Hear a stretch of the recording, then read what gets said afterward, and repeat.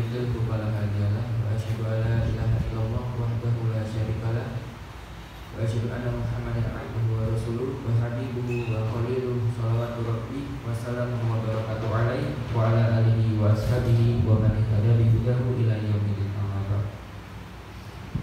Jamaah rahimakumullah, yang pertama kita ucapkan alhamdulillahirabbil alamin. Segala puji syukur bagi Allah, Tuhan seluruh alam, yang karenanya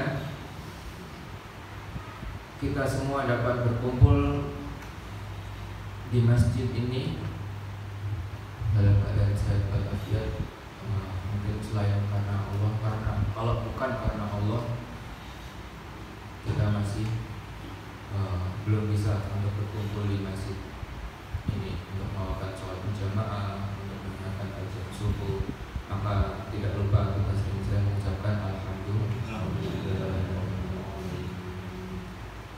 Kedua, salawat salam kita berikan kepada Nabi kita, junjungan kita, suri tauladan kita, ya, panutan bagi seluruh umat muslim, Nabi Muhammad SAW. Yang karena beliau, karena perjuangan beliau, kita nih semua dapat menikmati kenikmatan Islam pada kesempatan ini. Jemaah rahimakumullah,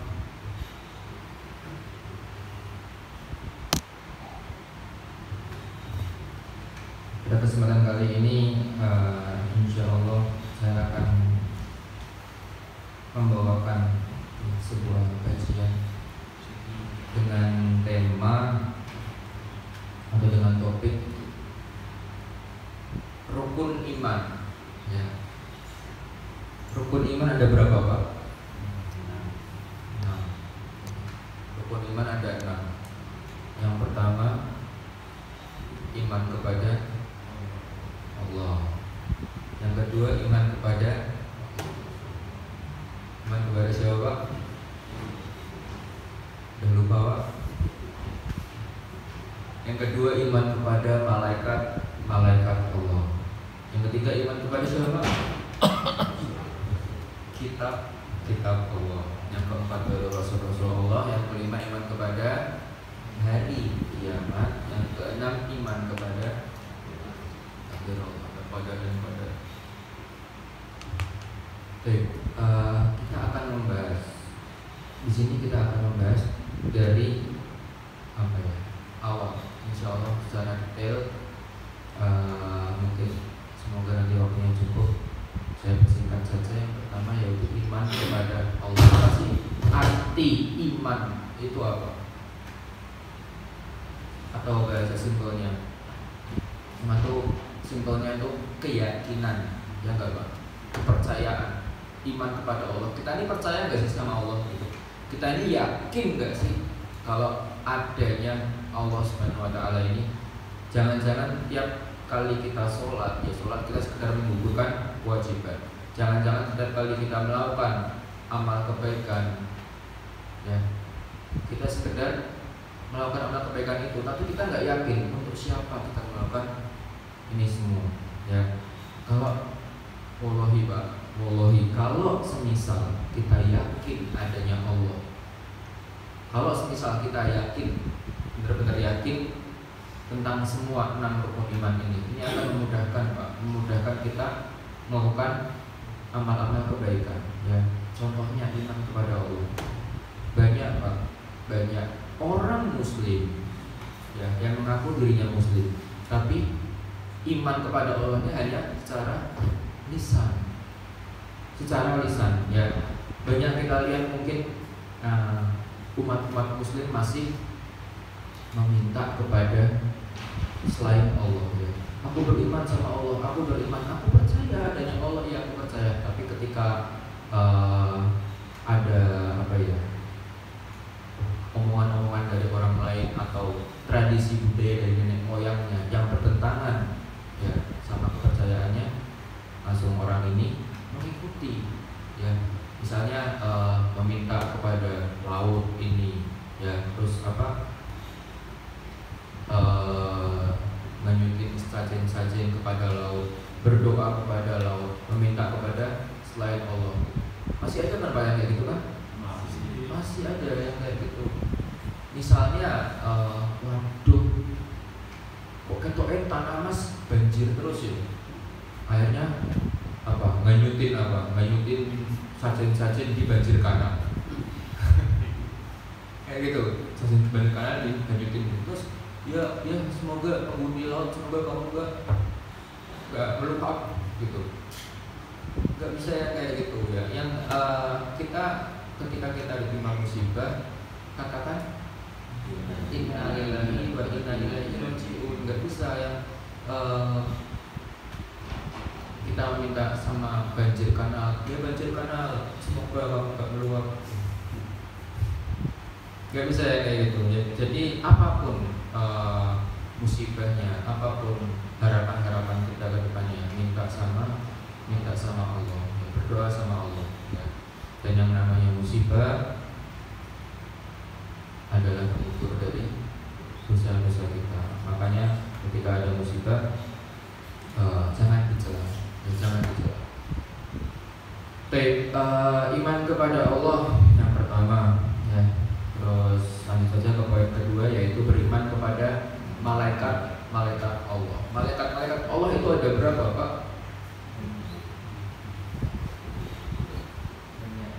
Ada 2. Ada berapa? 7. Ada banyak. Benar, jawaban yang paling benar adalah banyak. Malaikat Allah itu ada banyak. Bahkan kalau yang ngomong malaikat Allah itu ada 10, dia salah gitu loh. Karena ada lagunya kayak 10 malaikat gitu kan. Cuma 10 toh.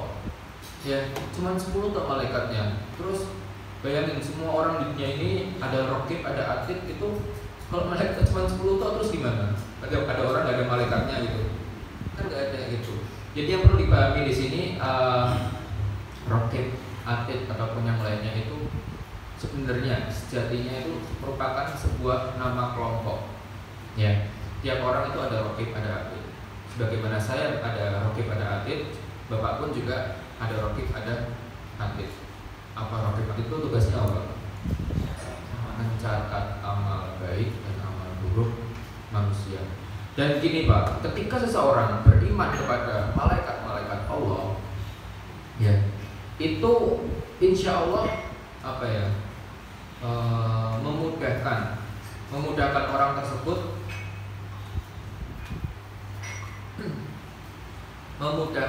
tersebut, untuk was-was terhadap dirinya sendiri. Ya, orang nih kalau udah percaya bahwasanya dirinya nih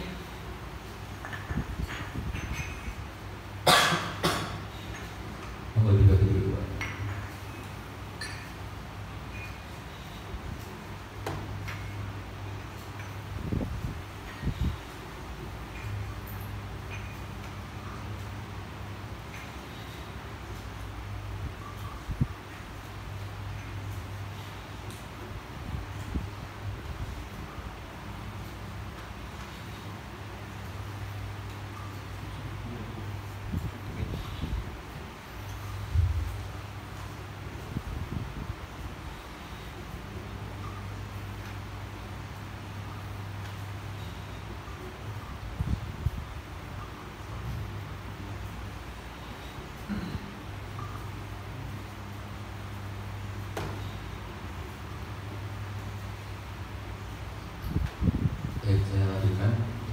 Orang Pak, kalau sudah percaya dirinya itu diawasi oleh malaikat, dirinya itu udah selalu kemana-mana dicatat ya. Dia itu punya malaikat, kita semua itu punya malaikat rokib sama atid. Kalau kita yakini itu ya, kita akan semakin mudah menjauhi yang namanya maksiat. Beneran Pak ini Pak, kita akan semakin mudah menjauhi yang namanya maksiat. Ketika kita pengen melakukan maksiat, kita yakini bahwasanya kita tidak sendiri di sini. Ya, tatkala misalnya kita sendiri di suatu tempat, kita pengen melakukan maksiat, kita yakin kemana-mana ada rokib sama ayat. Ya, kita nggak sendiri ternyata di samping kiri kita ada atid. Ya, kalau kita yakin itu aja, kita nggak akan insyaallah kita langsung tinggalkan maksiat. Misalkan ada uang yang bukan punya kita, ya, uang geletak 50.000, ya.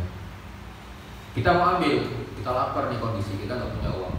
Tapi tatkala kita paham, kita percaya bahwasannya ada Raqib, ada Atid, wah nggak bisa nih saya diawasi. Akhirnya kita balikan kepada yang punya.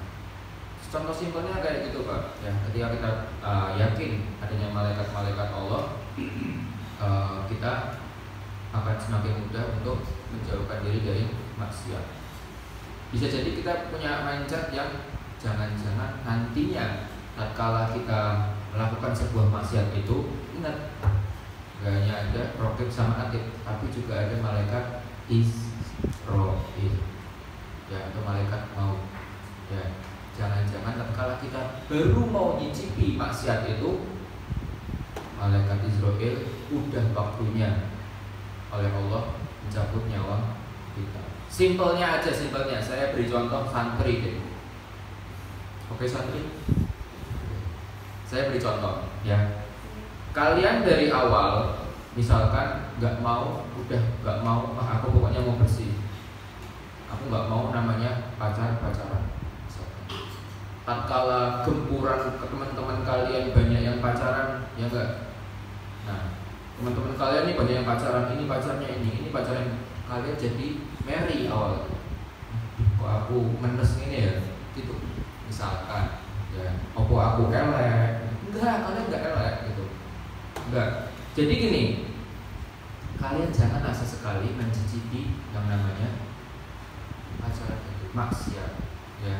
Karena ingat, jangan-jangan tatkala kalian sesekali, cobalah pengen tahu kayak apa, sesekali kalian lakuin itu, jangan-jangan di situ juga malaikat Israil diperintahkan Allah untuk mencabut nyawa kalian. Gak ada gunanya. Mending kalian sabar sekarang daripada kalian sabar nanti. Soalnya apa? Gak ada gunanya kalian sabar di neraka. Ya, tatkala kalian udah mati, udah terkandung di neraka, kalian baru, ya Allah, aku pengen sabar, itu di neraka pengen sabar. Ya emang ada sabar, gak bisa kemana-mana lagi. Ya, makanya jangan pernah mencoba ya yang namanya maksiat, hindarilah, apalagi zina, apalagi kalian di at-taqwa. Kenapa saya bilang kalian di at-taqwa? Apa yang kalian di at-taqwa? Karena udah sering dibacain Ustaz Ibnu ya, wala taqrabuz zina, dan janganlah kalian mendekati zina. Ya, harusnya kalian termasuk orang-orang yang berpikir. Siap insyaallah santri. Siap insyaallah ya. Sekarang tanggal berapa? 11 Februari ya. Ini santri janji nggak mau pacaran. Oke. Oke, yang ketiga beriman kepada kitab Allah. Kitab kita apa Pak? Al-Quran. Kitab kita Al-Quran ya. Banyak orang dari kita punya Al-Quran tapi nggak pernah dibaca. Banyak dari kita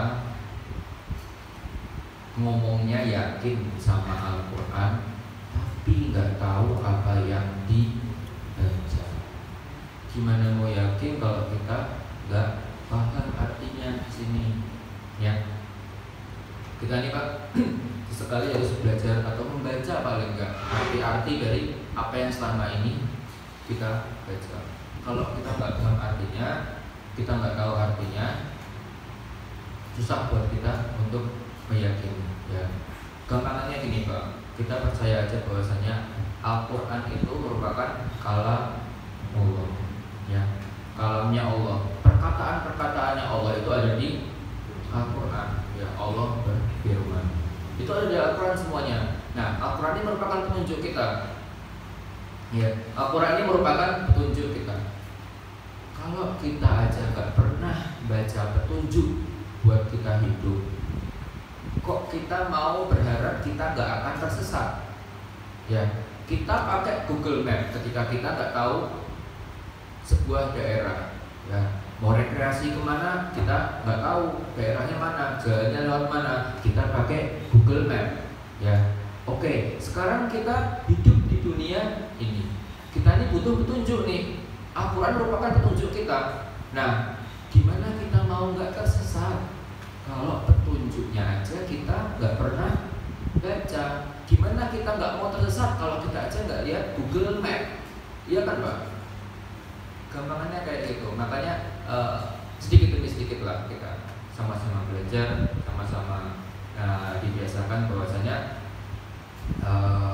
yang namanya Al-Quran itu dibaca sama artinya juga. Ya, insya Allah, oh ternyata kayak gini ya. Oh ternyata yang benar kayak gini. Oh ternyata ada firman Allah kayak gini ya. Insya Allah nanti kita akan sedikit demi sedikit hidup kita terarahkan. Baik, poin nomor 4 adalah beriman kepada Rasul Allah.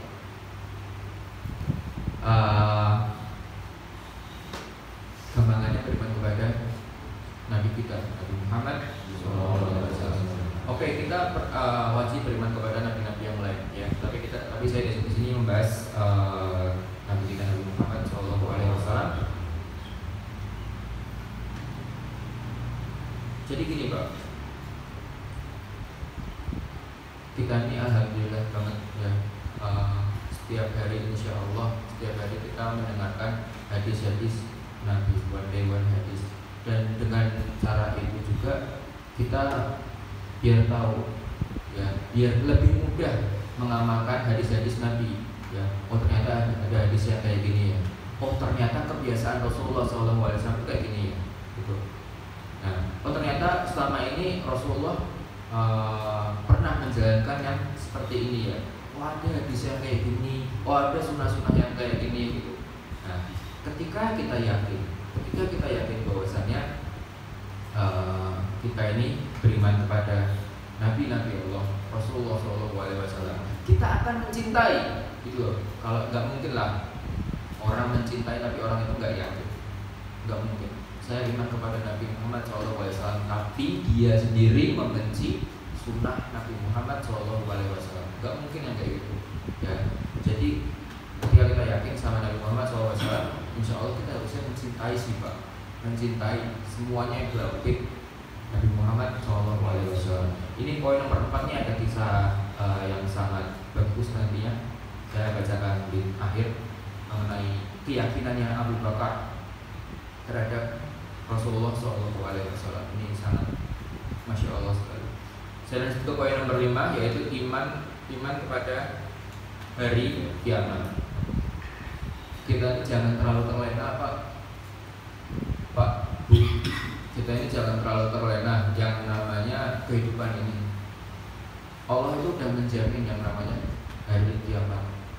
Ya, tatkala ini baru-baru ini tuh kita mendengar gempa, ya, gempa yang sangat besar sekali, yang sangat dahsyat sekali ya Pak. Itu di mana Pak? Di Turki. Nah, itu gedung-gedung itu sampai bisa roboh kayak gitu ya kan Pak? Itu terus manusia yang dengan sombongnya itu kemana? Bisa apa? Gitu loh Pak. Maksud saya kalau melihat gempa yang seperti itu, manusia yang berlomba-lomba membangun gedung dengan uangnya, dengan hartanya, itu tatkala digoncangkan bumi itu tuh mereka kemana sekarang? Itu mereka bisa apa? Harusnya kita melihat yang seperti itu, kita sadar ya, kok bahwasanya memang manusia ini tuh merupakan makhluk yang lemah, yang nggak bisa apa-apa sejatinya, gitu loh. Nah, itu aja baru yang namanya gempa. Gempa itu merupakan kiamat kecil, kiamat sugro, ya, itu kiamat kecil, teguran bagi Allah, ya. Itu aja udah ngeri banget. Gimana nanti kiamat Pak? Kiamat kubro, ya, kiamat akhir dari segalanya. Tatkala kita nggak sadar nih, tahu-tahu matahari terbit dari barat, tahu-tahu yang seperti itu, kita mau apa? Kita mau lari, mau baca Al-Quran kita udah nggak bisa, gitu. Kita mau tobat sama Allah udah nggak bisa. Dan waktu kiamat nanti terjadi, manusia itu berhamburan. Wah, mereka kebingungan, termasuk kita nanti mungkin. Mereka itu kebingungan mau kemana, mau ngapain. Udah ditutup, nggak bisa kemana-mana lagi, nggak bisa taubat lagi, nggak bisa beribadah lagi, nggak bisa Pak. Maka dari itu kita harus yakin bahwasanya Allah telah menjamin kiamat. Adanya Allah menciptakan dunia ini, ada pula saatnya Allah menghancurkan dunia ini. Ya, dan itu adalah merupakan janji Allah.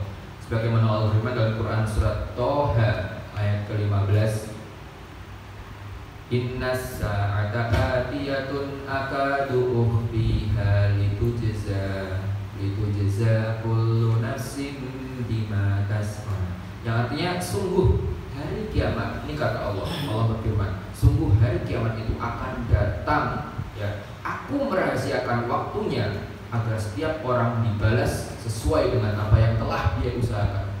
Itu kata Allah. Allah berjanji hari kiamat itu pasti akan datang, dan aku merahasiakan waktunya karena apa? Agar setiap manusia dibalas nantinya oleh apa? Sesuai dengan apa yang telah ia usahakan. Itu janji Allah. Maka dari itu jangan terlalu terlena Pak sama dunia ini. Ya, pasti ada kalanya, ada saatnya dunia ini akan hancur. Itu kita harus beriman kepada hari kiamat. Yang keenam, kita harus beriman kepada qada dan qadar. Ya. Ada yang masih bingung Pak qada dan qadar? Ada, ya. Simpelnya aja Pak. Memang ini qada dan qadar ini ada dua pendapat ulama ya. Ada satu pendapat ulama qada dan qadar itu merupakan kesamaan, yang ini takdir Allah. Ada pendapat ulama yang qada dan qadar itu beda, qada sendiri, qadar sendiri. Tapi kita pakai yang kesamaan aja. Intinya, gampangannya aja Pak, saya jelasin qada dan qadar. Kalau kita rangkum qada dan qadar itu jadi satu, merupakan takdir Allah. Gampangannya aja. Merupakan takdir Allah, keputusannya Allah telah tetapkan. Ya. Dan yang namanya takdir di sini Pak ada dua, ya, yang harus kita yakini, yaitu ada yang namanya takdir mutlak, ya, sama yang namanya takdir ikhtiyar. Gampangannya gimana? Gini, takdir mutlak itu adalah takdir yang telah Allah tetapkan, ya, sejak zaman azali, sejak belum diciptakannya semuanya. Ya, itu udah Allah tetapkan dulu. Tapi takdir ikhtiar adalah takdir yang kita usahakan. Jadi gini Pak, Allah bakal menciptakan dunia. Di dunia ini ada yang namanya manusia. Manusia ini butuh yang namanya oksigen. Allah ciptakan oksigen. Allah ciptakan semuanya. Itu adalah merupakan takdir mutlak. Ya. Tapi takdir ikhtiar itu seperti apa? Nah, misalnya kita mau nggak kita jadi kaya, atau kita mau jadi miskin aja, mau nggak kita punya seorang istri, mau nggak kita punya seorang anak, itu merupakan takdir ikhtiar kita. Allah udah tahu, tapi kita harus diikhtiarkan. Atau gampangannya gini, ibaratkan sebuah pohon, ya, ibaratkan sebuah pohon, masalah rezeki. Kalau masalah rezeki itu maksudnya takdir mana Mas? Takdir ikhtiar? Enggak. Takdir rezeki itu maksudnya takdir mutlak ada, takdir ikhtiar ada. Ibaratkan sebuah pohon yang berbuah. Pohon ini berbuah banyak banget, ya. Buah-buah yang jatuh, ini pohon kita ya, bukan pohon tetangga. Buah-buah yang jatuh itu merupakan takdir mutlak, ya. Buah-buah itu merupakan takdir mutlak, ya. Buah itu udah jatuh, yang jatuhin siapa? Angin. Yang jatuhin Allah, ya, udah waktunya jatuh. Lalu kita ambillah buah itu, ya, untuk kita makan. Kita nggak perlu usaha di sini, tapi kita makan, bisa makan takdirnya buah itu. Tapi gimana dengan takdir ikhtiar? Nah, ini rezeki kita yang ada, buah yang ada masih di pohon.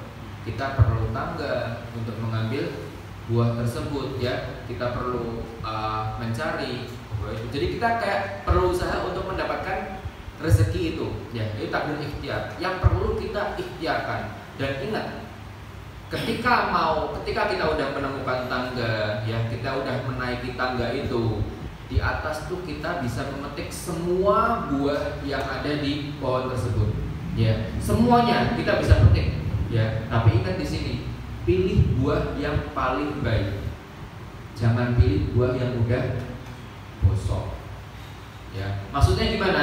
Ketika kita tuh bisa mengupayakan segala hal, kita bisa mengupayakan segala hal, tapi ingat, pilih rezeki-rezeki yang baik. Jangan sekali-kali pilih rezeki yang haram. Pilih yang halal, jangan yang haram. Gitu. Ya, kita pilihlah buah-buah yang baik, buah-buah yang bosok. Jangan kita pilih. Kalau kita pilih buah yang bosok, kita makan buah yang bosok, kita pun ikut bosok. Gitu. Ya. Apa mas? Ada yang lucu mas? Oke, gini. Sesuai janji saya, mungkin saya akan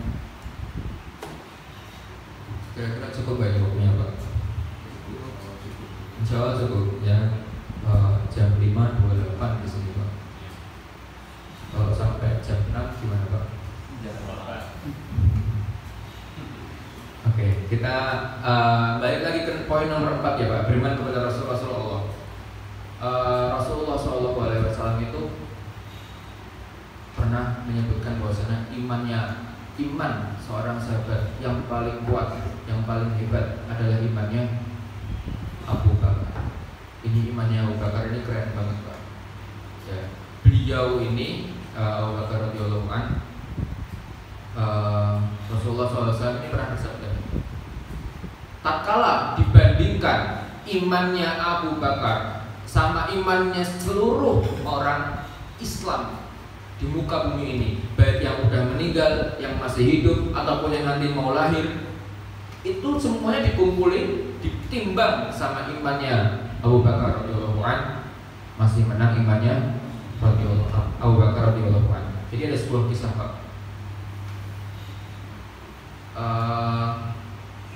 Tatkala ini kita bicara sedikit tentang Isra Mi'raj ya. Setelah selesai Isra Mi'raj, itu waktu syuruk juga ya, Isra Mi'raj itu kan atau malam-malam ya Pak.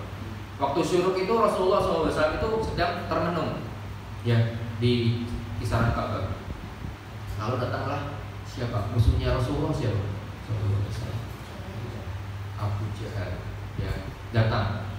Bingung nih, kepo sama Rasulullah SAW, langsung diambilin, langsung bilang, ya Muhammad, apa yang kamu lakukan di sini? Kenapa kok ente pelongo-pelongo di sini?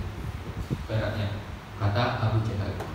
Lalu ketika ditanya seperti itu, Rasulullah SAW menjawab, menceritakan kepada ya, Abu Jahal ini, ceritakanlah kisah Isra Mi'raj. Tapi saya mempersingkat waktu, nggak perlu saya ceritain ya Pak. Nanti insya Allah Isra Mi'raj ini akan diceritakan oleh Ustaz Ibnu. Diceritakanlah Isra Mi'raj, saya tadi malam didatangkan oleh Allah malaikat Jibril ya, saya dengan buruk saya Isra menuju Palestina dan Mi'raj menuju ke atas gitu, pengeluaran Nabi dan sebagainya gitu.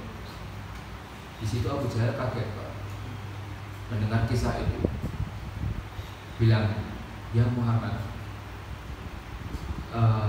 perjalanan dari Mekah ini menuju Palestina kita dengan kuda-kuda terbaik kita itu menempuh waktu sebulan loh, dan engkau hanya menempuh waktu dalam waktu 1 malam. Ya Muhammad, apa yang kamu katakan ini benar adanya? Iya. Gitu. Dengan polosnya Rasulullah menjawab, iya. Lalu dikatakan, ya Muhammad, kalau aku misalnya mengumpulkan orang-orang Mekah ini, maukah engkau bercerita tentang kejadian semalam? Rasulullah menjawab, iya. Gitu. Akhirnya ditariklah tangan Nabi kita Muhammad SAW menuju bukit yang namanya Bukit Abi Kubais. Bukit Abi Kubais ini diperuntukkan, dikhususkan untuk orang-orang yang ingin mengumumkan sesuatu yang penting. Ya, langsung di Abu Jahal dan Muhammad SAW itu naik ke bukit yang namanya Abi Kubais ini, diumumkanlah di situ. Penduduk Mekah gitu, dipanggil semuanya kan. Nabi Muhammad ingin bercerita. Ini Nabi Muhammad ingin bercerita. Gitu. Muhammad ingin bercerita. Langsung di situ Nabi kita ini bercerita tentang peristiwa Isra Mi'raj itu. Tatkala singkat cerita udah selesai ceritanya, nah ini orang orang-orang kafir, orang-orang Quraisy ini semakin beranggapan, wah Nabi Muhammad itu pendusta ya. nggak mungkin ya. Kita ini kaum kita ini perjalanan menuju dari Mekah menuju Palestina itu menempuh waktu sebulan. Itu pun dengan kuda-kuda terbaik kita, kuda yang paling hebat itu 1 bulan. Dan Muhammad hanya dengan waktu 1 malam bisa menempuh yang seperti itu, nggak mungkin ini gitu.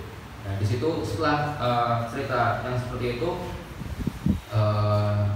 Abu Jahal ini merasa senang gitu, memalukan Nabi Muhammad SAW itu. Lalu singkat cerita, Abu Jahal ini berniat untuk memberitahukan kepada Abu Bakar, ya.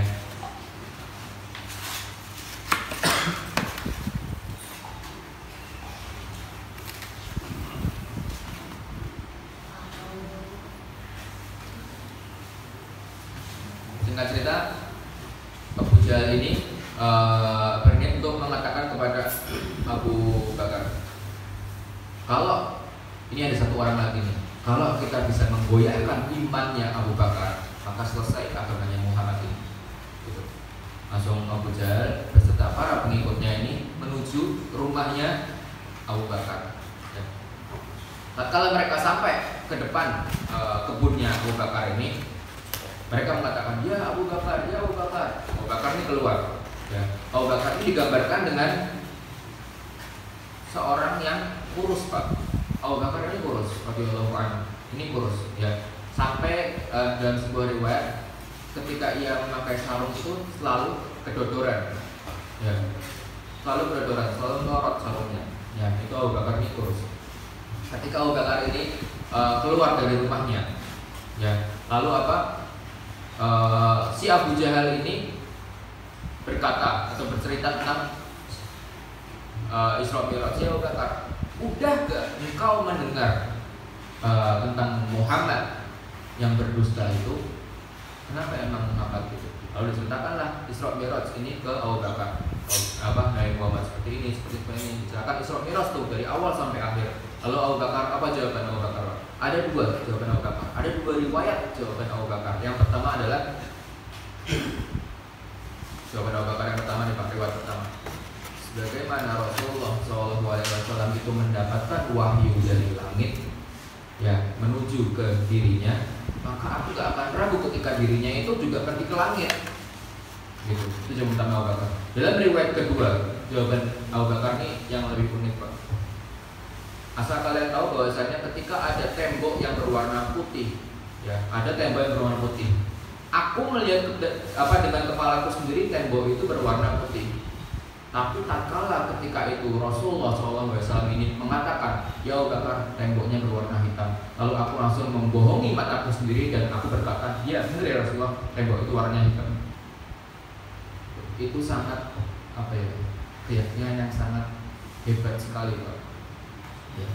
Ketika aku melihat sebuah tembok yang berwarna putih, tapi tatkala itu juga Nabi Muhammad SAW berkata, ya Abu Bakar, tembok itu berwarna hitam. Maka di situ juga aku mendustakan mataku sendiri, ya, aku menyalahkan mataku sendiri dan aku berkata, ya Rasulullah, tembok itu warnanya hitam. Jadi ada yang bisa goyahin iman yang kayak gini, Pak? Nggak ada. Ya, apapun kata Nabi Muhammad SAW, Abu Bakar selalu sami'na wa ata'na, gitu. Kita dengar, kita taat, gitu. Jadi iman yang seperti ini yang diharapkan, gitu ya Pak. Iman kepada Rasulullah SAW seperti ini yang diharapkan. Iman kepada Nabi Muhammad SAW. Tapi mungkin itu aja yang bisa saya. Sebenarnya kisahnya ini lebih panjang lagi sih, Pak, gitu. Nantinya proses Isra Mi'raj itu dibuktikan memang benar. Ini kan waktu Rasulullah SAW itu menjelaskan tentang Isra Mi'raj di Bukit Abi Qubais ini, banyak orang kafir yang semakin kafir, banyak orang Islam yang mulai ragu. Ya, tapi tatkala mereka ini yang umat Islam ini mulai ragu, habis itu Abu Bakar datang, ya, berkata, ya Rasulullah gini.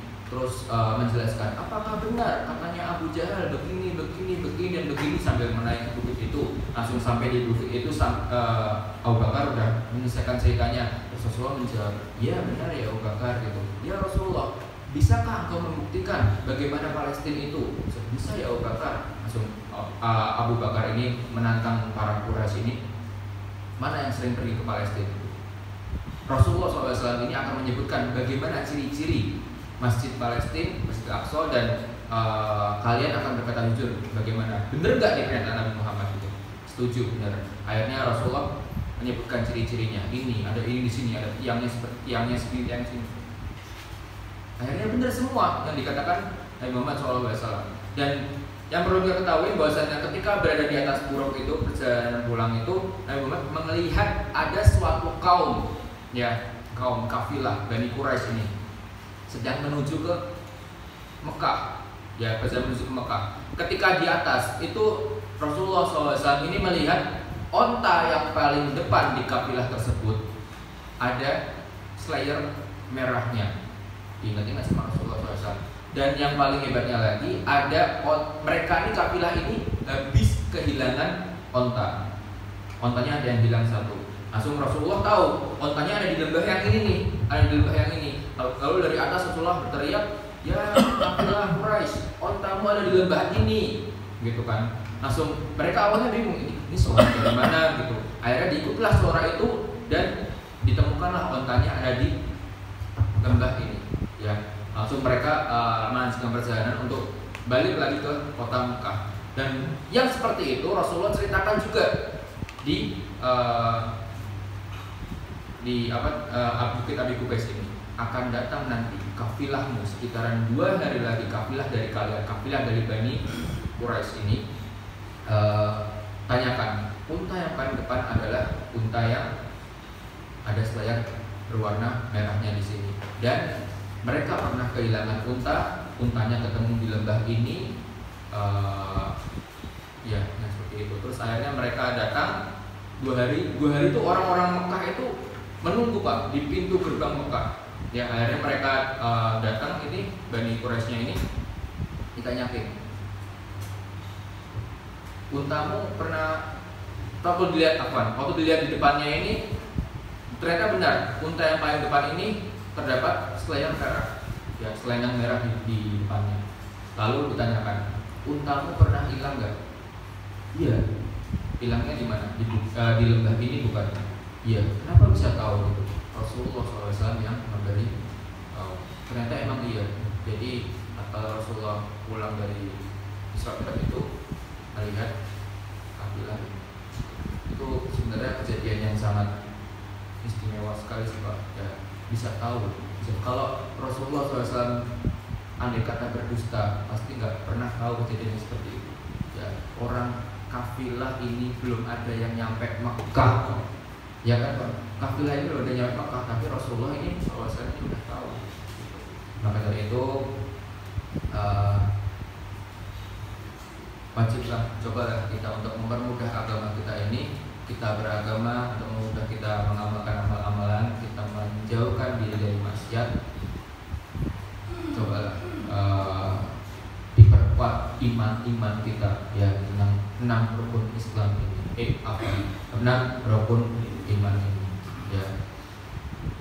Baik, insya Allah dengan memperkuat rukun iman ini kita akan semakin mudah ke depannya yang untuk menjalankan segala amal-amal kebaikan dan menjauhi amal-amal keburukan.